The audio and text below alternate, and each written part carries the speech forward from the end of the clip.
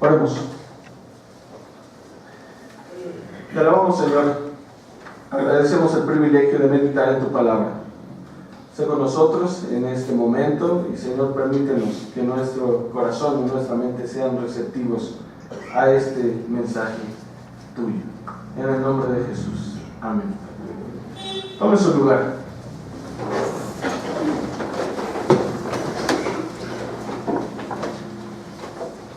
Seguramente en este lugar hay personas a las que les gusta atesorar cosas. No juzgo la práctica como tal, pero me parece bastante curiosa y he de mencionar una cuestión muy personal o muy familiar, y es que mi mamá por mucho tiempo ha sido costurera desde joven, y bueno, como una costurera normal, ha atesorado o suele guardar tanto botones, hilos de cachetes sueltos, etc.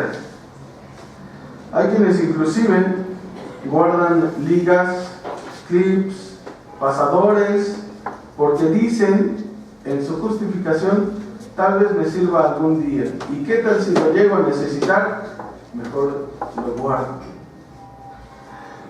¿Cuántos de quienes están aquí son así, que guardan ese tipo de cosas? Aunque esta práctica no sea mala necesariamente, cuando hablamos de los sentimientos, el verbo guardar puede adquirir un significado negativo. ¿Qué sucede si nos guardamos, si nos abstenemos de decir cosas? Si no lloramos cuando deberíamos llorar, si no nos enojamos cuando debiésemos enojarnos, o si callamos cuando deberíamos hablar. Incluso esto último puede ocasionarnos enfermedades si no expresamos lo que hay dentro de nosotros.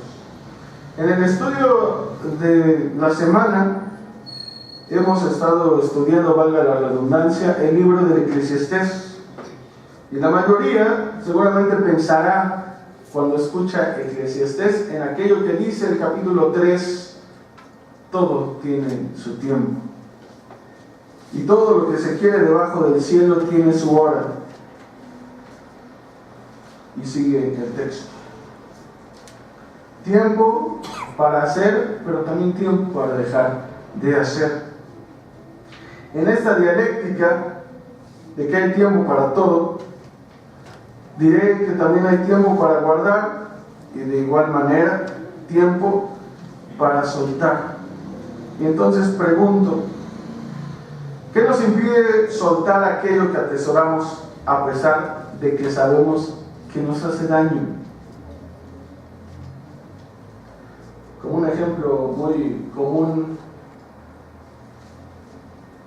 ¿a cuántos les gusta la Coca-Cola? ¿Y cuántos la siguen tomando a pesar de que saben que es mala? Regreso a la primera pregunta, y tampoco estoy aquí para juzgar, porque a mí no me gusta la Coca-Cola, pero habrá quienes sí. ¿Qué nos impide soltar aquello que sabemos que nos hace mal y sin embargo, a pesar del daño, lo seguimos conservando? Como seres humanos tenemos cosas que guardamos, y aunque nos afectan en el estado de ánimo, inclusive en la salud, no les hacemos caso porque decimos: no son tan importantes, no son tan relevantes. Diremos que con el perdón es similar, y esto lo podremos observar en la lectura que hemos hecho del Evangelio de Lucas, cuando nos cuentan 3 parábolas Jesús, pero con un mismo fin, con un mismo significado. Jesús comparte 3 parábolas: la parábola de la oveja perdida, la de la moneda perdida, y la que llamamos, o llama la propia Escritura, del hijo pródigo. Si nos fijamos bien, diremos que las 3 terminan con un final feliz. Pero yendo un poco más de fondo, En las tres Jesús va avanzando de manera que su argumento para el auditorio, para la gente que lo escucha, se quede cada uno de ellos meditando en su mensaje. Hay una cosa más. La historia va concluyendo al hacer manifiesto que no es una persona quien se alegra únicamente. Dice la Escritura que en la parábola de la oveja perdida, cuando el pastor halla a esta oveja, llama a todos para que se regocijen, llama a sus amigos. Dice la segunda parábola de aquella mujer que está buscando una moneda, un dracma. No es ella sola la que se regocija, sino que llama a sus amigas y lo comparte con todos y dice: he hallado esta moneda. Hablamos en las primeras dos parábolas, una acerca de un animalito, la segunda de una cosa, de un objeto valioso hasta para nosotros, el dinero.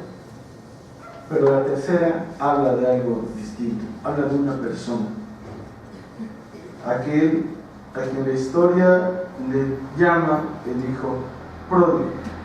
Abundemos un poco más en esta última parábola y creo que cada uno de nosotros la conoce.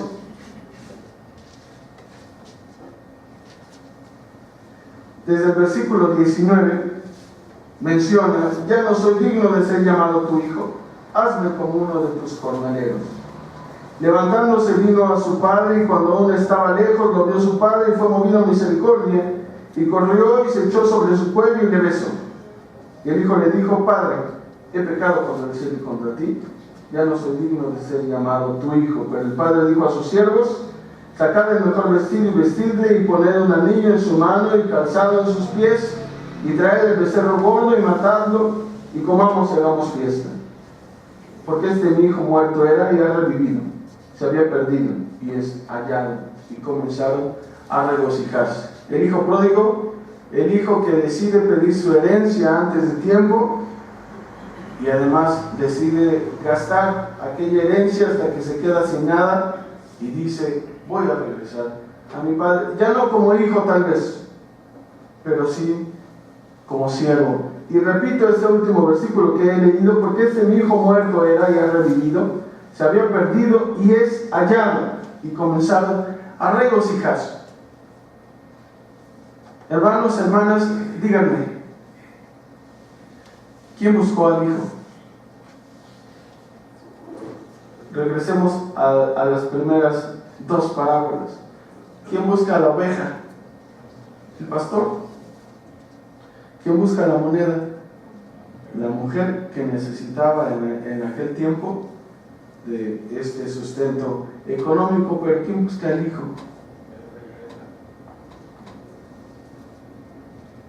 No. Por lógica, debía de buscarlo su padre. Pero vemos en la Escritura que no es así. Quiero hacer un paréntesis antes y me permito leer una vez más el versículo: mi hijo muerto era y ha revivido, se había perdido y es hallado. Y comenzaron a regocijarse. Un paréntesis, porque la declaración del padre es importante cuando dice que su hijo se había perdido y es hallado. Una similitud con las otras dos parábolas es que también se regocijaron juntamente. No fue solamente él, sino fue con las personas de su casa. Pero ¿conocen la diferencia entre encontrar y hallar? No es lo mismo el decir: yo encontré que yo hallé. Uno puede ir por la calle, de pronto llega a su casa y dice: me encontré a fulano, porque yo no lo estaba buscando, simplemente me lo encontré. Pero cuando uno está con las prisas buscando el otro calcetín que luego no lo encuentra, que eso casi no pasa, de pronto cuando cuando lo ve, cuando ya consigue tener el par, dice: hallé mi calcetín, hallé esa cosa que necesitaba porque le estaba buscando. Aquí dice la Escritura: se había perdido y es hallado, y comenzaron a regocijarse. Cierro este paréntesis. Con esto no pretendo juzgar al padre. ¿Por qué no buscó al hijo?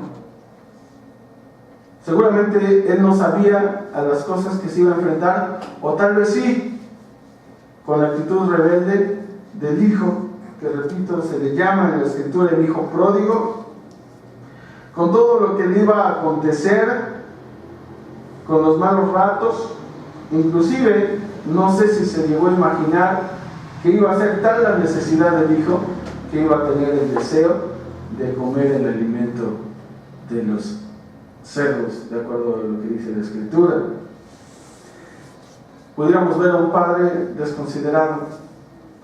Pudiéramos decir, ni siquiera le dijo como aquella mamá que su hijo sale de casa y le expresa, le dice: ponte suéter.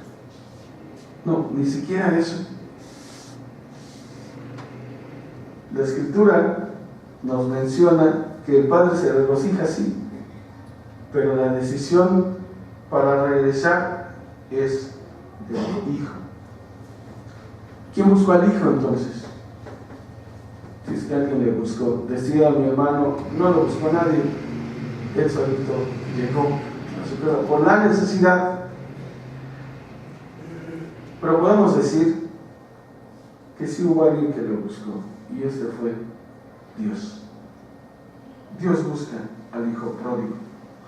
Hay quienes comparan al padre en esta lectura con Dios mismo, pero siguiendo el sentido estricto de la parábola, es Dios el que lleva, por medio de las vivencias del hijo, quien lo lleva a su padre. Todo lo que tuvo que pasar el hijo fue con el propósito de regresar al padre, con el propósito de regresar a su casa.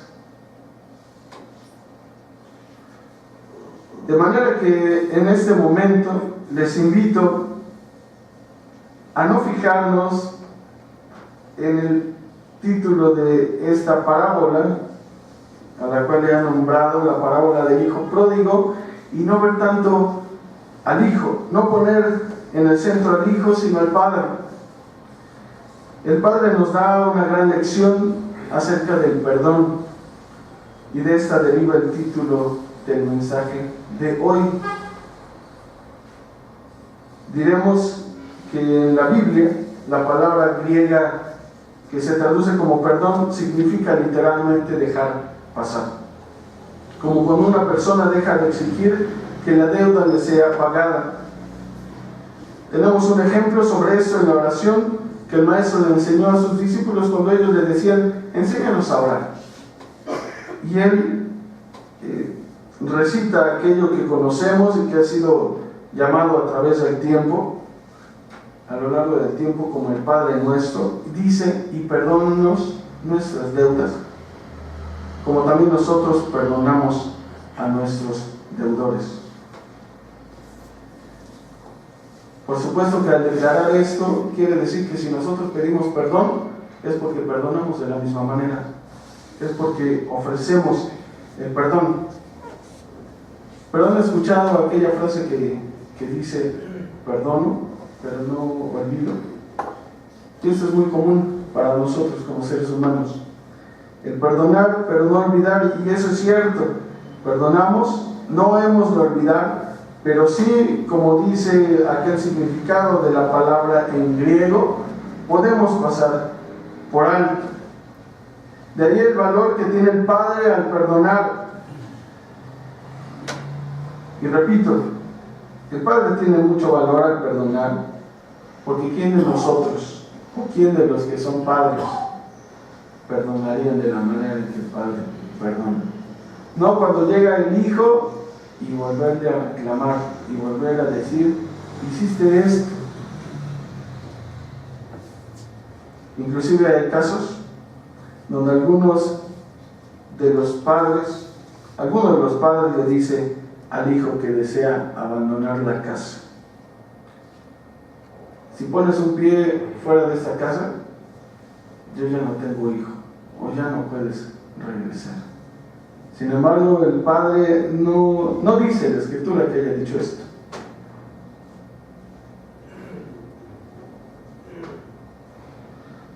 Seguramente, hablando del tema del perdón, todos hemos perdonado, todos hemos pedido perdón en alguna ocasión.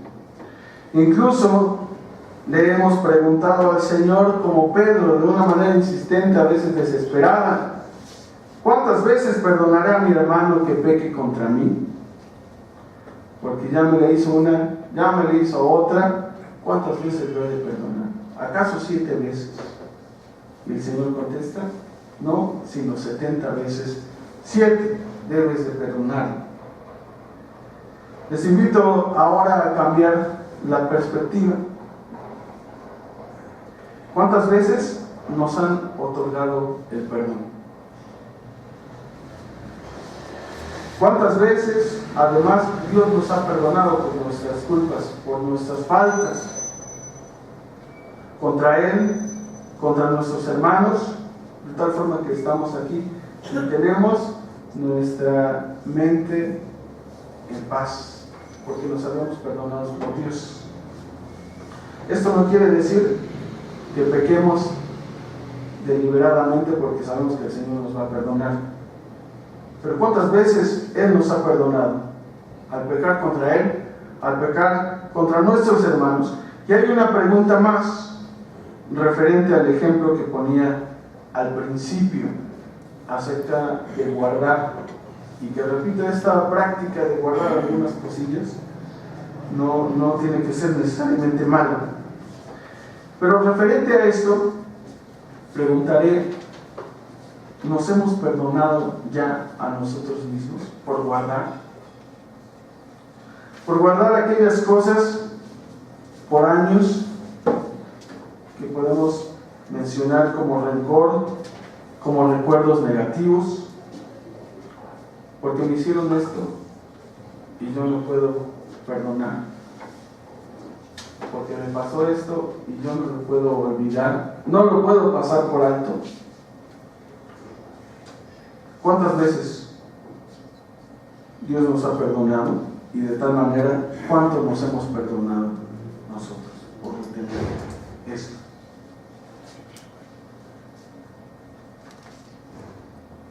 Decía en la Escritura que el padre de aquel hijo pródigo se regocijaba, inclusive llegó a decir: tráiganme el becerro gordo y mátenlo y comamos y hagamos fiesta.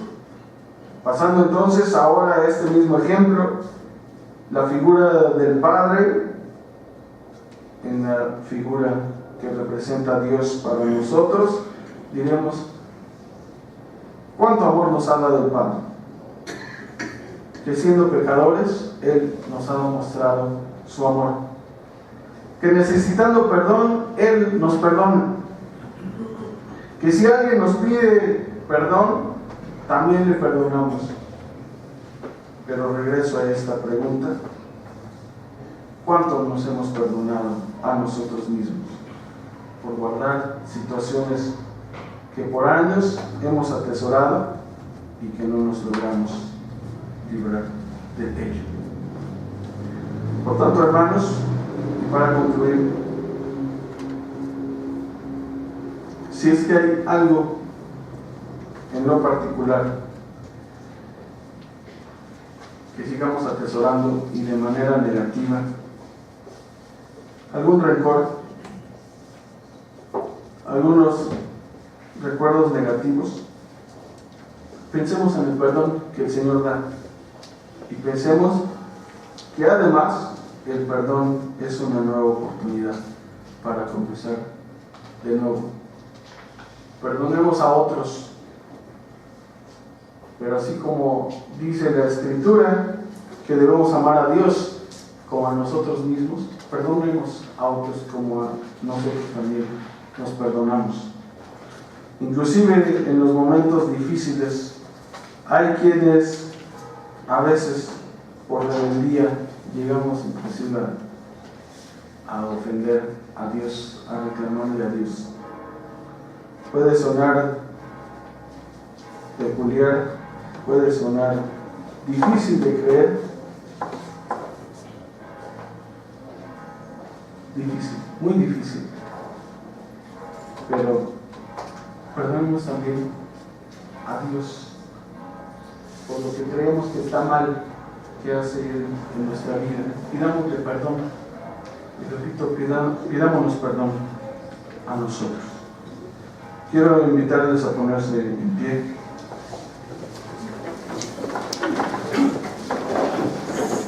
y decirle al Señor que nos ayude para saber ejercitar este perdón, para que así como pedimos perdón y ofrecemos el perdón, nos permita perdonarnos a nosotros mismos. Oremos.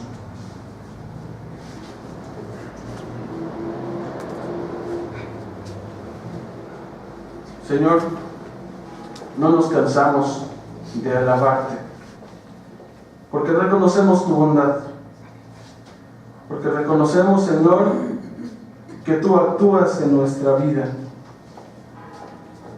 y que al escuchar tu palabra, al meditar en ella, además de recordar que hubo un joven que se rebeló, que fue desobediente, pero que regresó a la casa de su padre, en muchas ocasiones también nosotros mostramos esa conducta de rebeldía,